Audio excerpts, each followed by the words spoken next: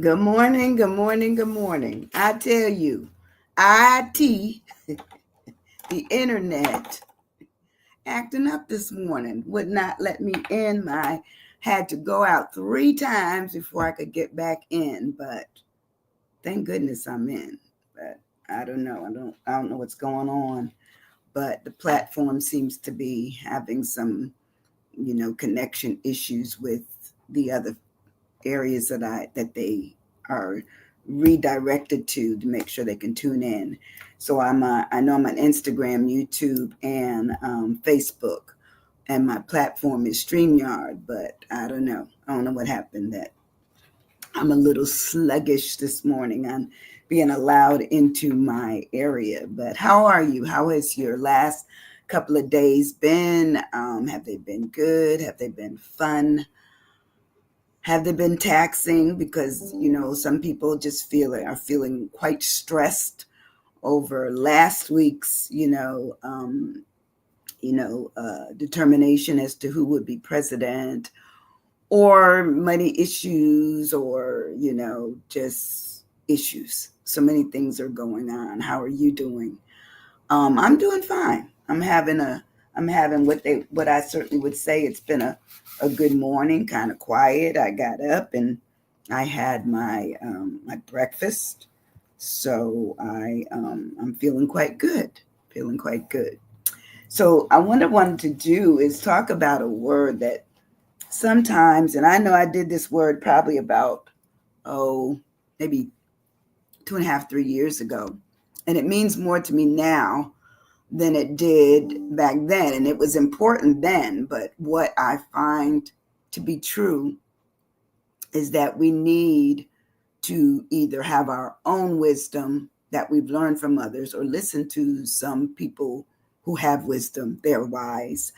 I've always had a thing for people that were much older than myself. My mother never understood it. She said, "Why you like talking to those people?" My mother didn't realize that she was one of those people. Oh, I'm seeing the names today. Come on now. Good morning, Ardelia. How are you? How are you? So anyway, I'm able to glean a lot from people who have experienced life. And maybe their lives were different than mine, or maybe they somehow crossed into my life in such a way that it was impactful. And so for me, I find it a resilient commodity to get all those good things. I find that people who have lived a certain way, experienced certain things, loved a certain way, just understanding happiness and loss and love and listening and all of those things. To me, that makes us much more wise when we really can say how we've settled into being who we are. And so I found a poem this morning written by Atai, Oscar. And I liked it because it just kind of it resonated with me that sometimes we have to understand who we are by learning who other people are in our walk in life. And our walk is always going to be our walk, regardless of who we encounter. But how do we incorporate what of some of the things that we've learned from others to make it a positive thing for our own lives? And so I'm constantly looking at life, and as we go forward, we will have experienced much more of life than if we, kind of stop being able to hear, stop being able to listen, being caught up in our past and not our current. And so I feel a gratefulness every time I can speak to somebody who's lived a long life, who's had some experiences that I've never had, but certainly the enhancement comes from them. So this poem is called Wisdom is Deep. Isn't that a good title? Come on now. Wisdom is deep. It says, with my bucket of understanding, I draw from the deep well of wisdom, from the heart of a silver haired man. Wisdom acquired from decades of walking this earth, each effort unfolding hidden treasures. Now I can avoid any road. I can avoid any road that leads to nowhere. I can carefully jump any hurdle. I'm yet to see a university with a better professor than life. Isn't that good? A better professor than life. Life can teach us something if we get to know people that are, basically their resolve of experiencing all the things that they've experienced. One of the things I pride myself on is that I've never gotten too snooty, too arrogant, too unplugged, to be just over and above on the highness of who I've become. No, no. I've been allowed, I've been given the gift, the blessing of doing something for others as much as I can, just by saying, this has been my experience. This has been my exposure. This has been my evolution. Okay. But I want you to form your own. Take some of what I have. Take some of the things of where I've been. And maybe it won't be as rough because you know that the terrain that in that direction isn't good. I think all young people that come along want to lead their own path, be the first to say that they have arrived.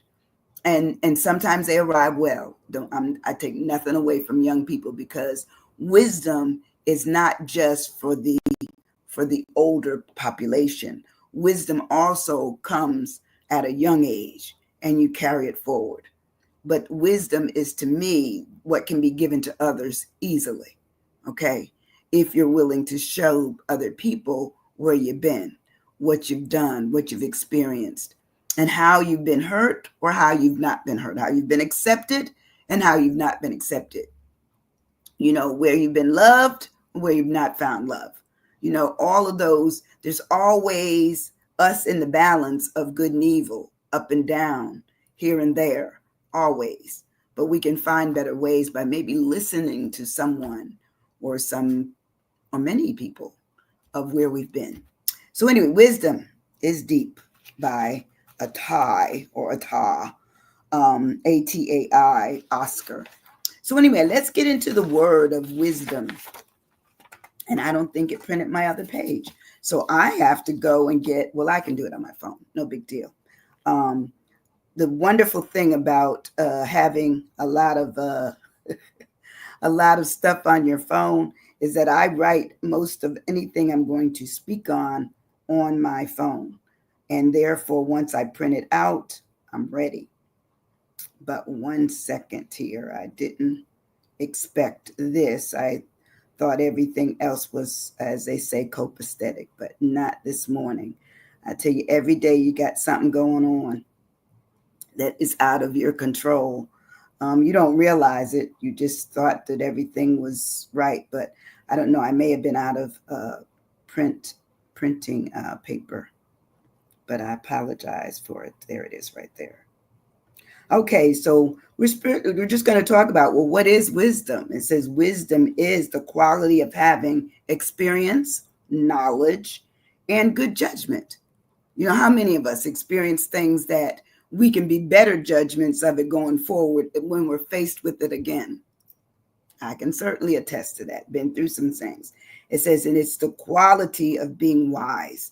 It's what we do to become more efficient at handling bumps in the road, not realizing that once it appears again, that we're better equipped on how to handle it, even if it comes at a different angle. We said, oh, something about this is familiar. I've experienced this before. And it says it's basically when someone forms insight, having the ability to see internally where they can go. Good morning, Sharon Jones. How are you doing, my friend? I enjoyed you the other night. We had a good time. That was fun. Also, when we have wisdom or experiencing someone with wisdom, there's intelligence. There's also perception, theirs and yours.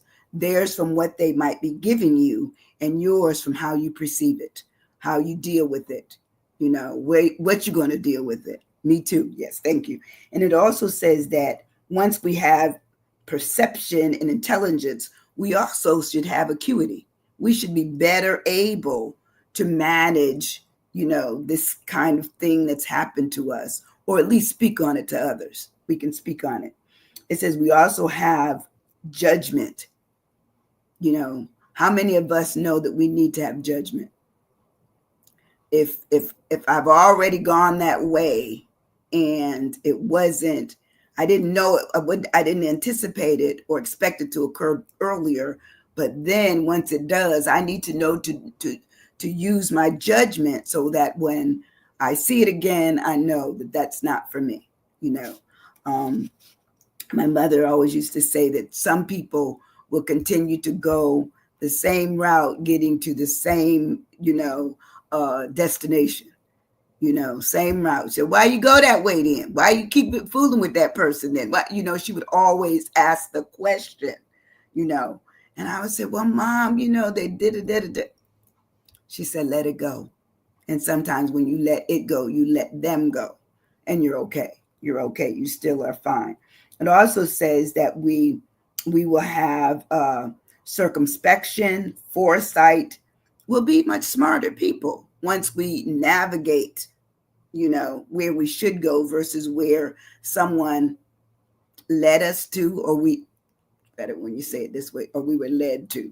Okay, we allowed ourselves to be led someplace. It also says that we become much more savvy and we have this advisability, meaning that what we've learned we can teach to someone else. That is what I would call, continual wisdom, passing it on, generational wisdom, pass it on, give it to someone else that may be able to use it. So I asked this morning, have you ever met a wise person that once you met them, not only did you know them, but you learned some more about yourself? That's me. That's me. When I've seen things go awry with others, I say, oh, wow, okay. So that's not a good thing to do or a good thing to experience. So I'm going to avoid that as best I can, as best I can. So when we break the word down, my W is for watchfulness. How watchful can I be? Not just for myself as I'm out there, but for others and what they're doing and how it's working for them. Have you ever heard somebody ask you the question, how's that working for you? When they know it didn't work. That there's resilience in that. It's like, wow, that's one of them stick to. That's a stick to kind of thing. Wow. They asking me, am I blinded? They're asking me, am I seeing what I need to see, doing what I need to do? And I see that I haven't. And it's hard for us to realize that we haven't done what we need to do. Did we do our homework? Did we write things down? Did we make note of it? Not just down on paper, but mental note. And also the connective note, the emotional note, so that we can avoid the roller coaster ride. So anyway, the watchfulness says that when someone is watchful, it is a noun. It says it's a state of being constantly, attentive, paying attention. I remember when I was a little girl, the one thing that my teacher always said is that I paid attention to things in class, even the things I should have and the things I shouldn't have. Such as I remember telling my mother, she was just fixed on someone's shoe not being tied. Okay, so I'm a little weedy too. Well, I want to know the obvious and the not so obvious for others. I'm gonna help them, But I kept telling the teacher, but his shoe is untied. His shoe. Of course, she told my mother that I was caught up watchful. I was watchful. It says that when we are watchful, we have a tendency to really be responsive to the signs of activity that's going on. We're going to pay attention. What's going on? Who did it? When they do it? How they do it? Good morning, Miss Rosie. How are you doing, my sweet friend? Hope you're doing well. Love you, love you, love you. Of course, today and our word is wisdom. And I know you are a wise woman married to a wise man and mother of your wise daughter, one of my best friends. So yes, wise. I love it. I believe you are one with great wisdom. So it also says wisdom is one of those things that it's alertness, it's wakefulness, meaning that we are awake. One of the derivatives they said that came off of the Democratic loss is that they use such words as being woke, WOKE, and I listened to that and I said, wow, wonder why they use that word, but it's a popular word. It just became popular, like so many other words have become popular on through in which I've been going over lately, just telling you about some of the things that are happening through social media. On ultimately the words that come about through the various centuries have either formed not just their original meaning, but new meanings have derived from what other people say. We can shorten that word, we can do this and do that, and that's what they do. So watchfulness says that other things go on that we may need to know about, and it says that it's when we are wakefulness, mindfulness, receptive, and awareness. How aware are we of where we're at, what we're doing? Sometimes you can be amongst a group of people that they're making decisions for you by you being with them. It's plain and simple. And you may not really have it broken down to you until somebody explains that there's this thing called association and accommodation. You're associated with this group, so therefore whatever that group gives you, you're being accommodated through it, and therefore you have aligned yourself, and people see that. Like I know I'm aligned with my church family. I love my Sisters of Gideon, love my church. So for me, I'm okay with that. But there's a lot of other groups out there that I'm not associated with. Not saying that I dislike them, but sometimes it just doesn't always fit the paradigm that I'm trying to do, or I'm just more busy than what I can contribute to those other areas. So I try to limit what I can, and I still have a vast number of things that I address, but sometimes you just have to pay attention of what your sway is. It also says that it's receptive. That was my last one. So then when we move on in the word of wisdom, my eye of wisdom is impart. I believe that people that are wise and are willing to give information, they're imparting it. I know I'm older than a lot of the young people that love to talk to me, but yet and still I'm willing to impart information to them. How to look at business, how to look at themselves as having a resource that someone can utilize in their business or in their daily walk, and how do you make it where it could at sometimes be profitable to you. It may work to your advantage instead of your disadvantage, but you have to know how to approach things. So those are the kinds of things that I do. But it says in part is to make known, to tell, to be a relatable, disclosing of information, and sometimes even imparting a secret may save somebody's life. You may not realize it, but you may remember something that happened that may, as I said, save a life. And it says in part is to give, bestow, or communicate with others. That's a good thing. That you don't keep it all to yourself, that you're out there giving information that others can utilize. They can use it for their good.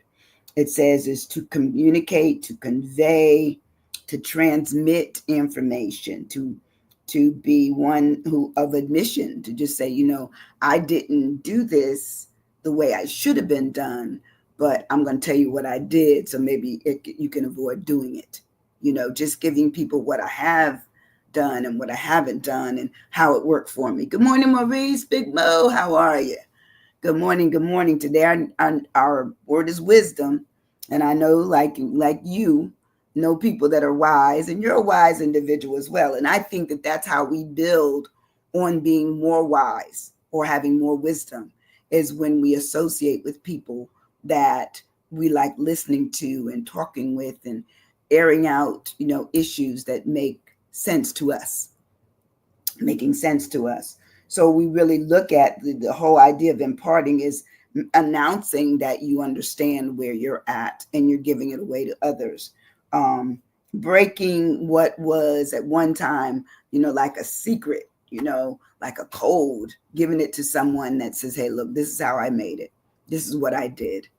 This is how I made it through. Giving people that inroad, because sometimes people are, here we are you stuck? Yes. People get stuck. Lavender, infuse, yes, absolutely. That's a great word. Infusing, it's almost like when you're doing the chicken, the turkey. Okay, you might get one of those I guess it's like a needle, and you put it into the turkey and you inject that bird so that the bird is more tasty and more juicy. And that's what we do with people. When we meet people that really have something that we feel can be enhanced by something that we're giving them, then they become maybe more proficient, more able, more excited about who they are, and more willing to not just go to you, but impart to others what it is that they've learned. That to me, that's education. You know, that's when something has been elucidated, put out there, letting people move up in their ability to know themselves as they exist in the world. Improve. Oh, that's good. That's good. Oh, you're welcome, Maurice. And to improve is excellent. That's a great word, because if we get out of ourselves and listen to others as well, that means we can combine certain things. We can glean things from other people and make it adaptable and adjustable into who we are, to make it where we're adding on to the column that we exist in. We don't have to be the silo that sits alone. We can be, siloed, where we have multiple areas and people that are just spewing information, able-bodied people in terms of their mind. And even if they're physically not able, sometimes you listen to them, you say, wow, they've experienced something I need to know about. I need to address it. I need to make it a portion of who I am. Good morning, Cheryl Anderson. How are you? Amen. Thanks, thanks, Cheryl. I'm so happy I can see the names for 2 days, for two presentations. I couldn't see anyone's names because there was a disconnect between, my platform and Facebook, so the names weren't coming up. So anyway, so far we have, when you have wisdom or being surrounded or interested in talking with people that have wisdom, it says there's a watchfulness that you're looking at. You're imparting information. They're imparting information to you, and you can do them or others. Okay. And then I have for my S, sensibility. Sensibility. How many of us have sensibility when we understand who we are? Okay. In spite of all the other noise, the busy of the world going around us, it's there. There's nothing we can do. Nothing we can do about the busyness of the world. We're only one operating in a world that is fastly paced. I always think about, what happened before Christ. What happened in the garden when it was just two. Was it all that you heard? Was the occasionally the wind and the sound of the birds and the bees and the animals and the trees? I just wonder, back then, because our world is extremely busy.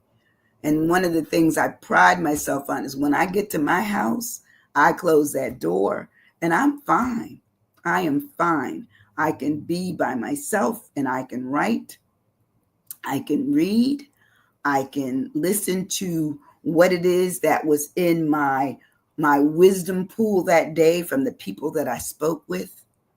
And I take off some little bits and say, wow, that's good. I'm going to keep that. I'm going to use that. I'm going to make that a part of my tomorrow okay, or my day after that thing. Stillness. Come on now. I love stillness. Wisdom sometimes comes with stillness because that's when we get to discover who we are in our quietness. Nobody else is around. That's when we can all of a sudden come up with a phrase that was given to you, not to anybody else. It was your phrase. That's that book. That's that book, Lavender.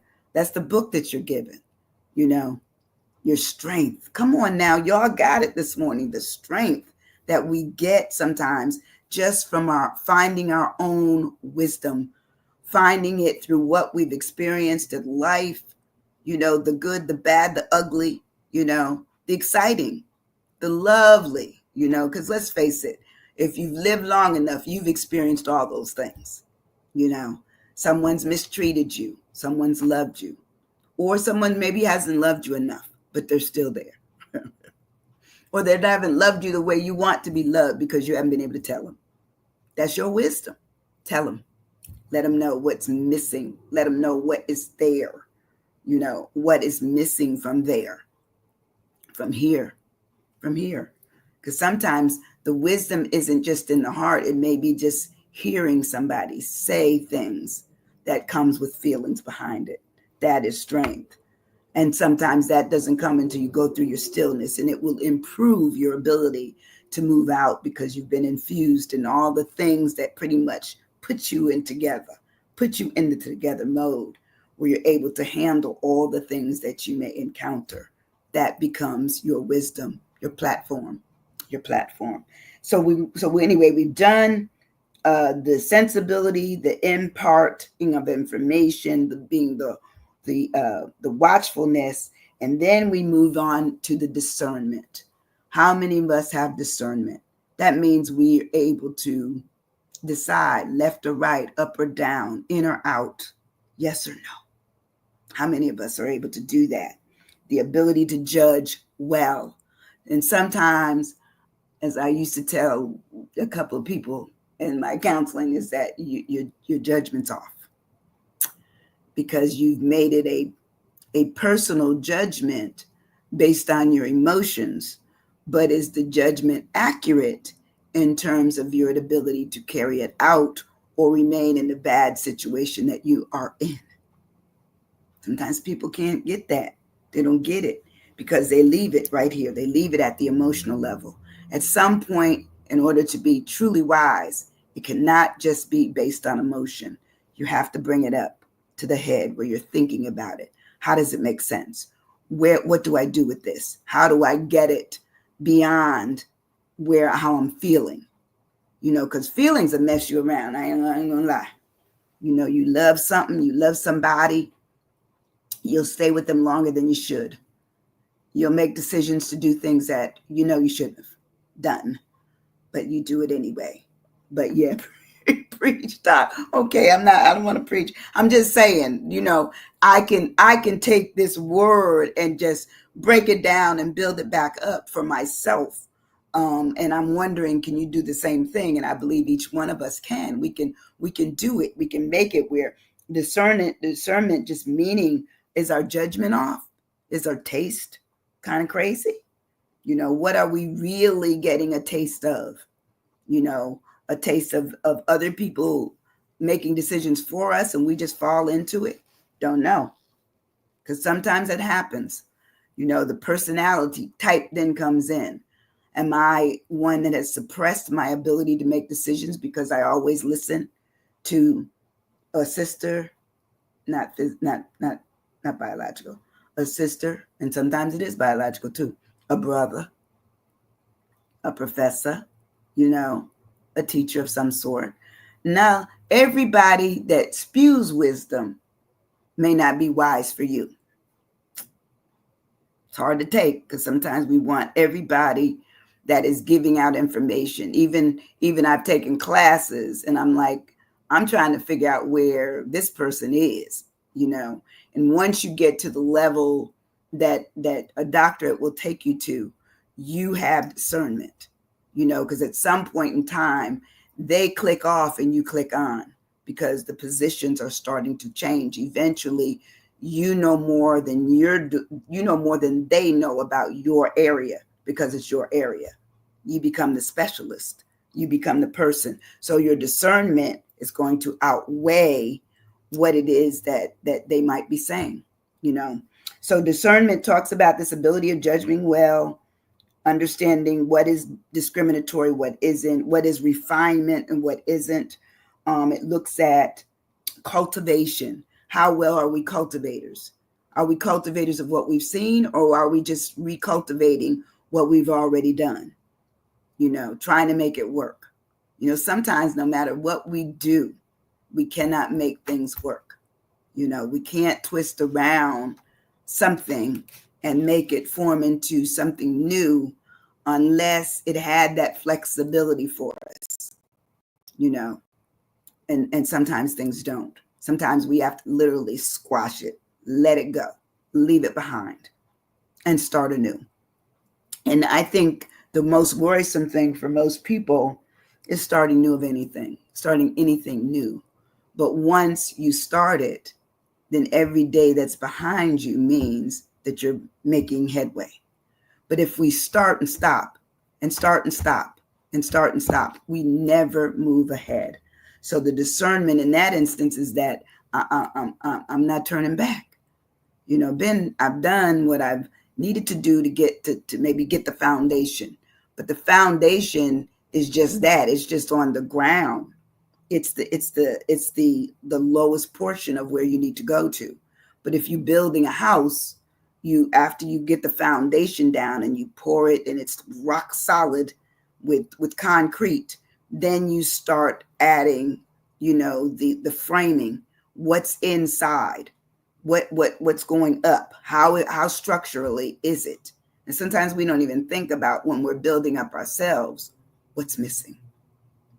Do we have to go back down to the foundation? You know, I always talked about the basement when I first started. And the basement is still important, because sometimes we find ourselves where we are sub level. We're sub level of being, you know, where we need to be. And sometimes that's why we really need to have good friends, parents that can still tell us something. Sometimes the best stuff I ever heard in my lifetime came from my mother and father.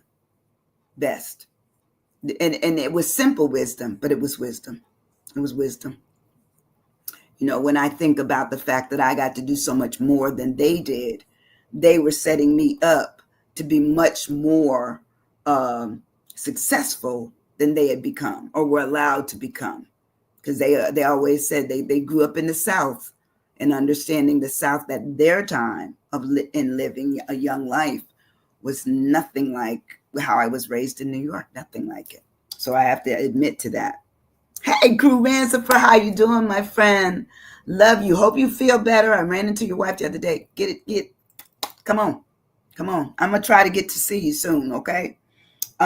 So once we have discernment, sensibility, we have an imparting of information of what we learn from others, like Coach. We got to be watchful, okay? That brings our wisdom into full play. But after we do the discernment, then we talk about being an observationist. That's just like being watchful. I think we need to observe not only where we've been, not only where we're trying to get to, but who can help us in our vision ahead. Who's out there? Who is out there? And a lot of times it is people that have lived life before us by, it could be 10 years, could be 5 years, could be 35 years.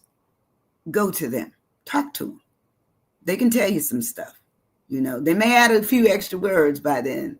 You know, as they call that superfluous stuff, they may add a few cussing words.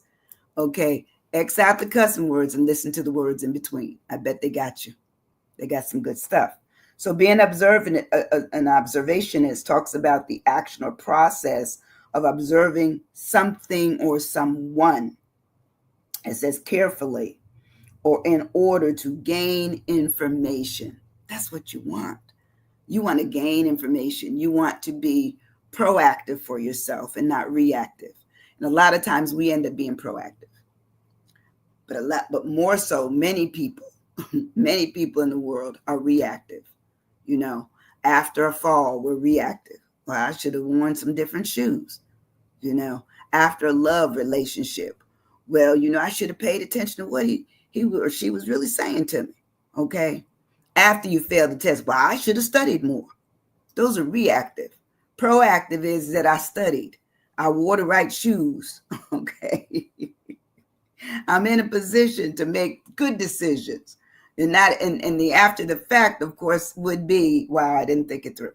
I didn't observe where I was going, what I should have been doing. So we need to try to do that. So the observationist is the person who is watching. Have you ever gone to places and you watch people, they don't do nothing else but watch? Those people are taking in information if they don't tell you a thing. Some of them might be reading lips. They know what you said. Okay? They're just watching. Watching. A watchful eye is an eye with wisdom. They're picking up some things, And I don't think it's wrong to watch people.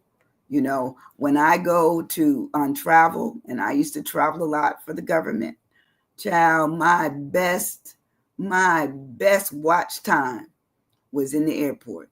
And I'd get on the chairs that faced all the people walking by, and I would be just absolutely amazed. It might be what they were saying, it might be what they were wearing, it might be the fact that they were angry, or they were running, through the airport because they got their plane connection was about to leave, and they said, oh, they just called our name, So to me, I like it. And there's nothing wrong, because you learn a little something from others that you watch. That, to me, that's informal watching. But the real watching would come if I'm watching somebody that I know, somebody that's been around a while. And I've always had a propensity for people much older than myself. As I said earlier when I started today's session, I love them. I love them. Some of them have the best stories. They have the wisest information to give you, and their insight, you can't beat it. It's great insight. It's great insight. So I'm going to be one who scrutinizes, one who does inspection, one who does my viewing, my studying. Okay. It also says the ones who may even do examination. I wonder how they put that outfit together. Okay, what they said was, like, I went to a session the other day with Edward Jones. I was invited to an Edward Jones meeting, and I was just amazed at what they were talking about. Asked me, did I have notes when I left? I did.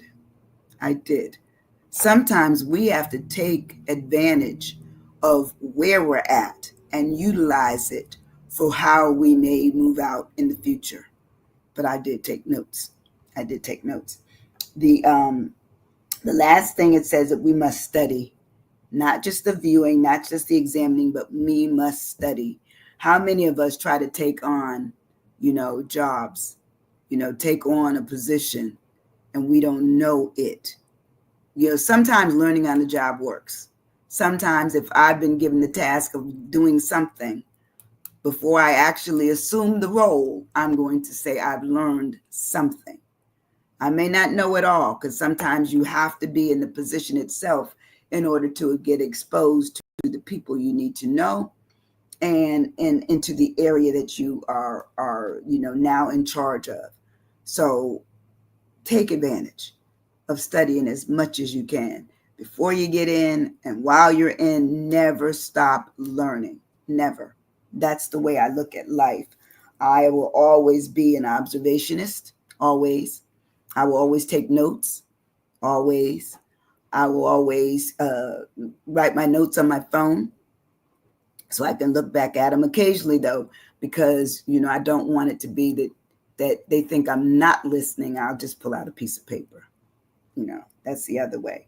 And the last thing I have is manner, my manner. And it says manner is a way of doing and being done, So I do it by, asking them, inviting myself to sitting down with them. I invite myself and I ask them, do they mind? would they mind having a conversation with me?